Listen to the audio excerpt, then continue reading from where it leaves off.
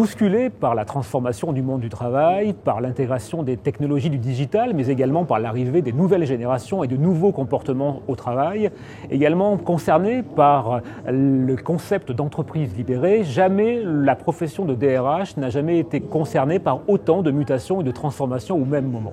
Comment le vivent les DRH? Quels sont les plans de mutation au sein de leur entreprise? Comment peuvent-ils intégrer au sein de leur profession l'ensemble des problématiques nouvelles qui concernent l'intégralité de l'entreprise? Pour en parler, la NDRH a organisé un tour de France qui faisait étape à Clermont-Ferrand.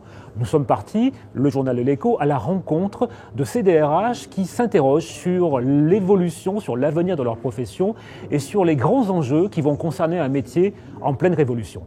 Jean-Paul Charles, bonjour. Bonjour.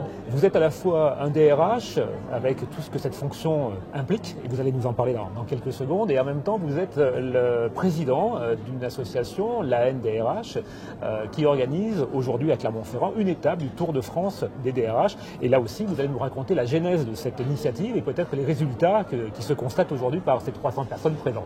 Alors d'abord vous, l'homme, en quelques mots, j'allais dire, un DRH dans quel groupe, et comment vous, l'homme, voyez-vous cette mission de DRH qui est finalement, comme beaucoup de professions aujourd'hui, en grande mutation. Est-ce que vous pouvez nous présenter? Donc effectivement, je suis DRH de Etam, après avoir exercé des fonctions de DRH à la Société Générale, à la GMF, chez Casino et chez Nouvelles Frontières. Donc c'est un métier fantastique. C'est un métier fantastique parce que d'abord on a une vision transverse de l'entreprise, vision qu'on partage avec la direction générale, alors que les autres directions sont toujours plus parcellaires comme champ de compétences. Et puis surtout, on s'occupe des hommes et des femmes de l'entreprise, puisque je pense que la réussite d'une entreprise, bon, ça devient un peu une banalité au moins de le dire. Après, c'est une autre affaire de le mettre en place. Ça dépend des hommes et des femmes qui y sont et de la façon dont ils ont envie d'y être. Et ça, c'est quand même un métier qui est fantastique, qui est un petit peu compliqué en France aujourd'hui par le capharnaüm réglementaire dans lequel on est, avec des complications qui se rajoutent de toutes parts et qui viennent un peu compliquer notre métier au quotidien. Alors, vous présidez à la destinée de la NDRH, une association qui regroupe plus de 5000 acteurs du monde des RH. Est-ce que vous pouvez nous dresser, en dehors de ce chiffre, un peu le portrait de cette association et le sens de sa création et le sens de son travail? Alors, c'est une association qui a été créée en 1947, qui regroupe effectivement 5000 DRH répartis en 80 groupes locaux. Bon. C'est une association qui regroupe des praticiens de ce métier.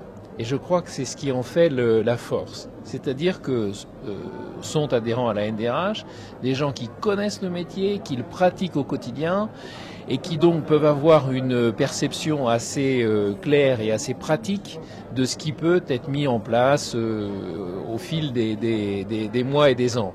Et donc c'est le rôle de l'association, bien sûr, de rendre des services aux adhérents, de demander aussi aux adhérents d'apporter en retour à cette association et après de pouvoir prendre la parole sur un certain nombre de sujets. Vous voyez par exemple, pour être précis, on a une commission nationale qui travaille sur le dialogue social.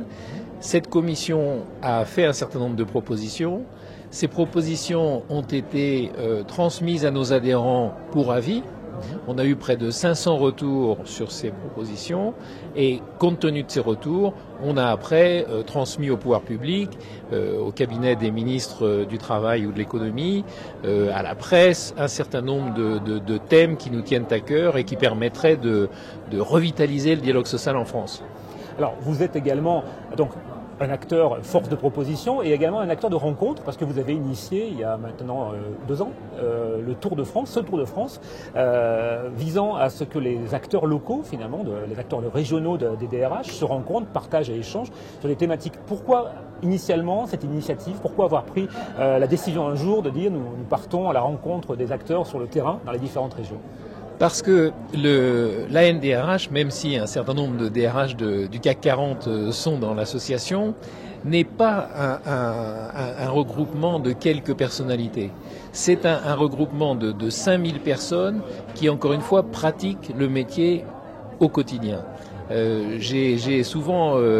J'emploie souvent le terme d'adhérent médian, même si le mot est un petit peu statistique, mais ça veut bien dire ce que ça veut dire, c'est-à-dire que le 2500e adhérent de la NDRH, c'est vraisemblablement une femme qui travaille dans une entreprise de petite taille ou de taille moyenne et qui est plutôt seule pour gérer les complications et les complexités de notre métier. Et c'est là que l'association a tout son sens. Alors après, quand on veut s'exprimer sur les transformations du monde du travail, sur le rôle du manager de proximité comme aujourd'hui, le mieux c'est d'aller sur le terrain, demander aux gens comment ça se passe pour pouvoir après s'exprimer de façon pertinente et pratique. J'ai toujours dit dans mon programme que je préférais le réel à l'institutionnel. Et ça, c'est pour moi clé, et c'est dans des journées comme ça que le réel, on en a une vraie perception.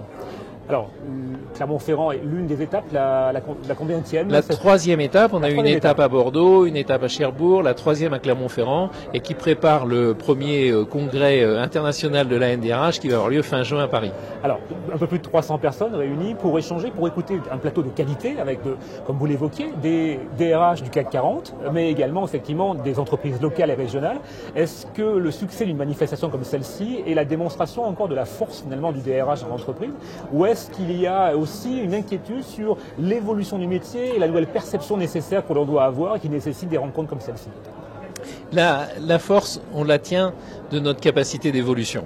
C'est-à-dire que les métiers se transforment, notre métier bouge aussi, bien sûr, avec le digital, avec le changement de génération. On va pour la première fois dans les entreprises avoir des gens entre 18 et 70 ans.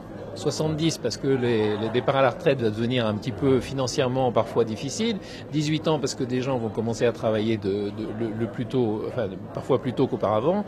On n'a jamais vu ça, avec des générations qui en plus aujourd'hui ne sont pas tous les 20 ans, mais une génération c'est 10 ans. Oui. Donc on va avoir un mix de l'intergénérationnel va être fantastique. Alors à partir de là, le DRH, comme tout corps, comme toute personne dans une entreprise, il va survivre, il va se développer, il va exister à partir du moment où non seulement il serait capable d'évoluer, mais il serait capable d'anticiper les évolutions qui vont intervenir dans nos entreprises. Serge Duval, bonjour. Bonjour. Vous présidez à la destinée de la NDRH pour le groupe Auvergne et vous êtes à ce titre organisateur des rencontres aujourd'hui de cette étape, de l'accueil de cette étape du Tour de France. Absolument. Organisée par la NDRH France. J'allais dire déjà peut-être un petit point d'étape, justement, la NDRH en Auvergne, combien d'adhérents, quel est le périmètre de ce club et quelles sont ses principales fonctions et missions finalement au quotidien. La NDRH Auvergne aujourd'hui c'est plus de 60 membres. Oui. Dont un peu plus de la moitié de femmes, je pense que c'est intéressant, et surtout des juniors qui sont en train de nous rejoindre depuis quelques mois, il y en avait déjà avant, et c'est pour moi quelque chose d'important, enfin pour la DRH c'est important, puisque ce sont eux qui feront la fonction demain. Alors, ces DRH, justement, ces 60 adhérents, se sont mobilisés parce que l'accueil de cette étape du Tour de France, effectivement, est un succès. Plus de 300 participants. C'est beaucoup d'énergie, c'est beaucoup de temps de travail. C'est au final un succès. Est-ce que le plaisir a été partagé tout au long de la journée, tout au long des débats? Est-ce que le président de la NDRH est satisfait de cette journée organisée ici au stade Marcel Michelin? Alors, je crois déjà que effectivement on est dans un écrin Oui. Qui fait envie.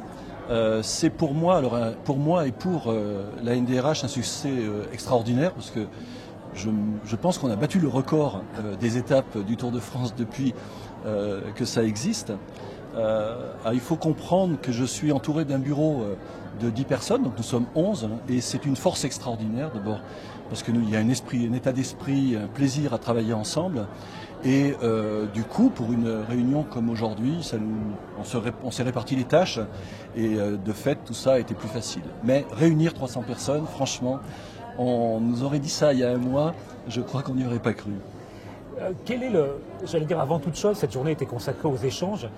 Quel regard vous portez effectivement sur la thématique du jour, finalement au terme d'une journée où les échanges ont été nombreux, où les intervenants ont chacun pour leur part apporté des visions parfois différentes, parfois même contradictoires, mais dans tous les cas qui faisaient émerger une constante, c'est la prise de conscience des ressources humaines, des mutations qui l'attendent pour les années à venir. Quelle est votre vision à vous en tant que président de la NDRH sur cette fonction de DRH? Que va-t-elle devenir? Quelles sont ces grandes mutations qui vont la concerner pour les années à venir? Vous savez, je pense que pour que les entreprises fonctionnent, il faut de plus en plus s'appuyer sur les personnes qui font le travail au quotidien. Alors c'est vrai que j'enfonce des portes ouvertes, mais le thème du DRH de proximité, pour moi, il est fondamental parce que les managers de proximité ont besoin, à mon avis, de DRH de proximité en soutien. Et pour avoir des personnes engagées, il faut mettre en place les conditions pour qu'ils le soient. Et pour ça, il faut que leur manager de proximité soit proche d'eux et qu'ils puissent, quand nécessaire, s'appuyer sur également un DRH de proximité, à mon avis. De nombreux partenaires vous accompagnent également dans l'organisation. Est-ce que là aussi, il y a réellement une satisfaction ce soir de constater que la NDRH ne travaille pas seule, qu'elle est accompagnée par de nombreux partenaires? Oui, là aussi, on a des partenaires traditionnels qui nous soutiennent depuis plusieurs années au travers des séminaires qu'on organise chaque année depuis 4 ans à l'initiative de Didier Rambert, d'ailleurs, le précédent président. Et cette année, de nouveaux partenaires nous ont rejoints. Ça aussi, c'est une grande fierté parce qu'organiser une réunion comme cet après-midi, je ne vous cache pas qu'il est important d'avoir du soutien. Et on a eu ce soutien cet après-midi, c'est très bien. Prochaine étape, quelles sont les grandes ambitions de la NDRH? Ambition avouable ou secret encore, grande ambition pour de prochaines manifestations? Pour cette année, peut-être qu'on va se calmer un peu, mais l'ambition, c'est d'abord d'avoir plus d'adhérents, parce que la NDRH, c'est d'abord un lieu de partage. Et mon ambition à moi, elle est de mettre les RH en réseau, pas seulement les DRH, les DRH, mais aussi leurs équipes RH, tous ceux qui travaillent sur des thématiques identiques. Voilà. Créer le réseau, puisqu'aujourd'hui, les jeunes fonctionnent en réseau. Et donc, si je devais avoir un souhait, c'est de développer le réseau entre les fonctions RH de nos entreprises de tailles différentes. Certains sont RH généralistes, d'autres ont des fonctions plus spécialisées. Comment mettre en place un réseau en fonction des thématiques pour aller chercher la bonne personne au bon moment.